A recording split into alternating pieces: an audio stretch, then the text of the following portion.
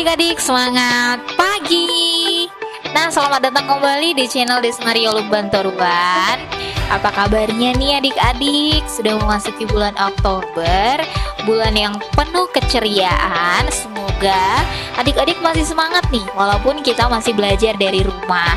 Nah, gimana nih suasana di sana? Apakah masih merasakan sukacita? Nah, semoga kita semua sama-sama terus merasakan sukacita, masih Tuhan berikan kesehatan, dan tetap semangat belajarnya.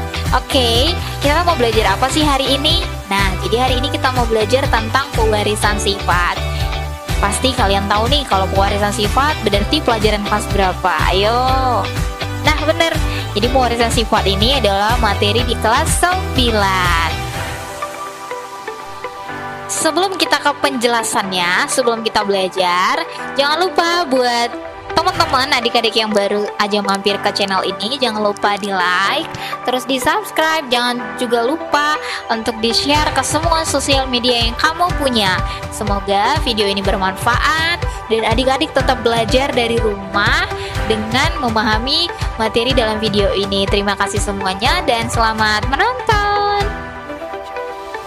Oke, jadi materi hari ini kita akan belajar apa sih? Apa sih tujuan kita belajar materi hari ini? Yang pertama adalah adik-adik dapat memahami tentang materi genetik.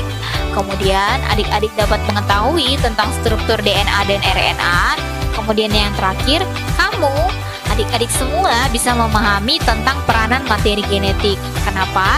Kenapa sih kita penting belajar dari ketiga materi ini? Karena nanti kita akan tahu nih kenapa sih sifat-sifat manusia itu berbeda-beda.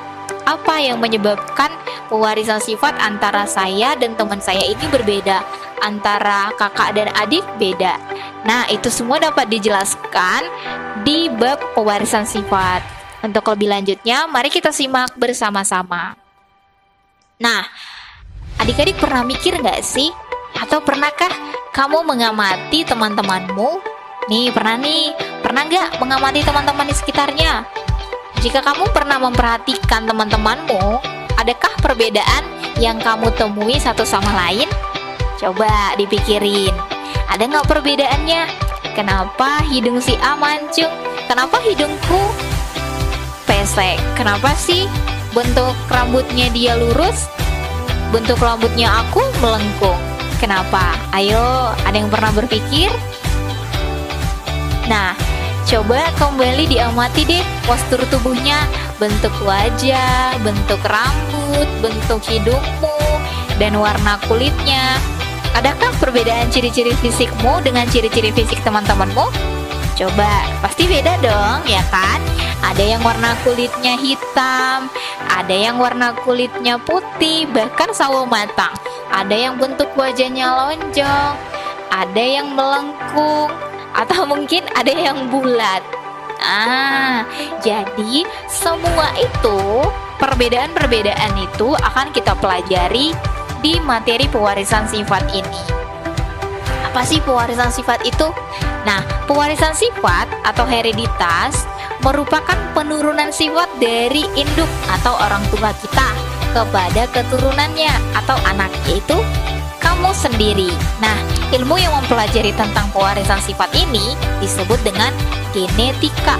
Jadi, sifat-sifat suatu makhluk hidup diwariskan melalui sel kelamin jantan dan sel kelamin betina. Jadi, di dalam inti sel terdapat yang namanya kromosom. Terus, fungsi kromosom itu untuk apa? Nah, fungsi kromosom itu sebagai faktor pembawa sifat keturunan. Jadi, di dalam kromosom terdapat substansi pembawa sifat keturunan yang terdiri atas senyawa kimia yang disebut dengan gen. Nah, gen berfungsi sebagai apa? Sebagai penentu sifat-sifat suatu makhluk hidup. Di dalam kromosom inilah tersimpan bahan-bahan genetik yang menentukan sifat-sifat suatu organisme. Sifat-sifat ini diwariskan dari satu generasi ke generasi berikutnya. Makanya kita memiliki sifat yang beda-beda karena diwariskan dari satu generasi ke generasi selanjutnya. Lalu apa sih kromosom itu? Nah, kromosom adalah materi genetik yang berupa benang-benang halus yang berfungsi sebagai pembawa informasi kepada keturunannya. Setiap inti sel suatu makhluk hidup memiliki dua jenis kromosom. Apa aja itu? Nah, kromosom tubuh atau autosom dan kromosom kelamin atau gonosom. Nah, gambarannya seperti ini. Jadi, ada kromosom autosom sama kromosom gonosom.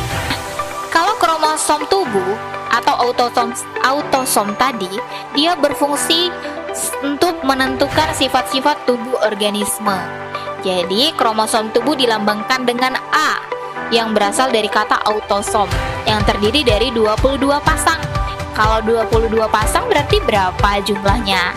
Kalau satu pasang kan ada 2 buah, berarti kalau 22 ada 44 buah, benar. Nah, autosom terletak pada sel tubuh dan berpasangan. Jadi disebut sebagai kromosom diploid atau yang sering kita tulis dengan 2N. Terus, gimana kromosom kelamin? Kalau kromosom kelamin atau gonosom berfungsi menentukan jenis kelamin suatu organisme. Jadi, supaya tahu apakah dia perempuan, apakah dia laki-laki, itu dari kromosom mana? Dari kromosom kelamin. Nah, kromosom si gonosom ini berjumlah dari satu pasang. Tadi satu pasang udah dibilang bahwa dia terdiri dari 2 buah. Berarti gonosom pada laki-laki dilambangkan dengan XY, kalau pada perempuan dilambangkan dengan XX. Nah, gonosom terletak pada apa?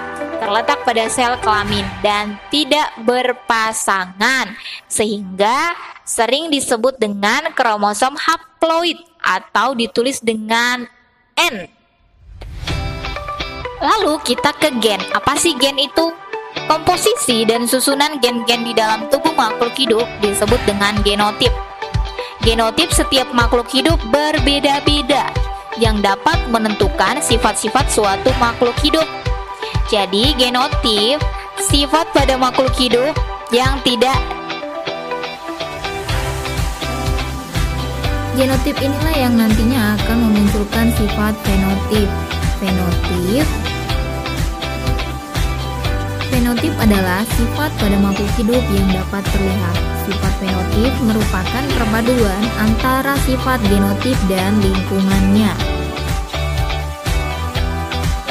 Nah, fungsi gen antara lain sebagai berikut. Yang pertama, mengatur perkembangan dan metabolisme individu. Yang kedua, menyampaikan informasi genetik dari satu generasi ke generasi berikutnya. Yang ketiga, sebagai zara tersendiri dalam kromosom. Jadi, gen terdapat di dalam kromosom dan menempati tempat-tempat tertentu, yaitu di dalam lokus-lokus kromosom.